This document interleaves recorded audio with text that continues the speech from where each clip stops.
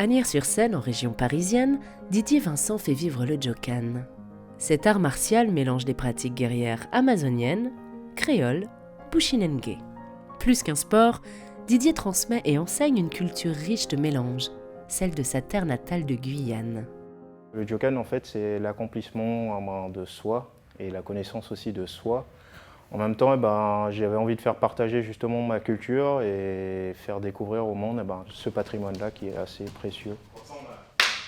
C'est justement à travers différents enseignements, différents modules, comme le Djoubaté, qui est tout ce qui est travail à main nue.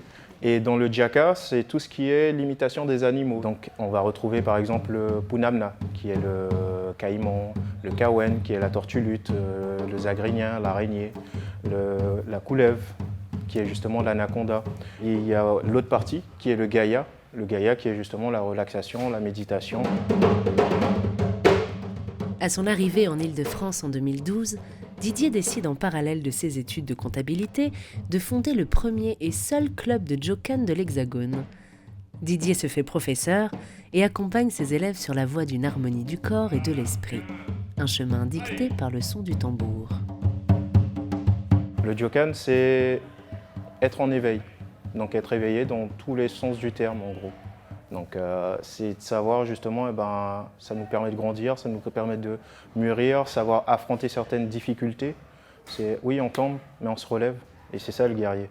Il se relève à chaque fois, même s'il tombe, il se relève et on continue à avancer justement, même si c'est dur, on continue jusqu'à trouver sa voie.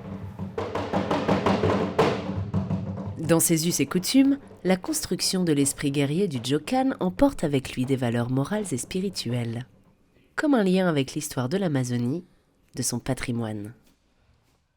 Comme par hasard, je n'ai aucun Guyanais dans ma section à part moi. Et tous les autres, il y a des métropolitains, il y a des Antillais, il y a des Africains. C'est ouvert à tout le monde, il ne s'est pas en fait sectorisé par rapport à une ethnie ou sinon une communauté. Non, c'est vraiment pour tout le monde, c'est vraiment vivre ensemble et se découvrir. Le Jokan, en fait, c'est comme si je mettais un miroir. Moi, c'est ma définition du Jokan. Je mets un miroir devant vous et je vous dis, qui es-tu ?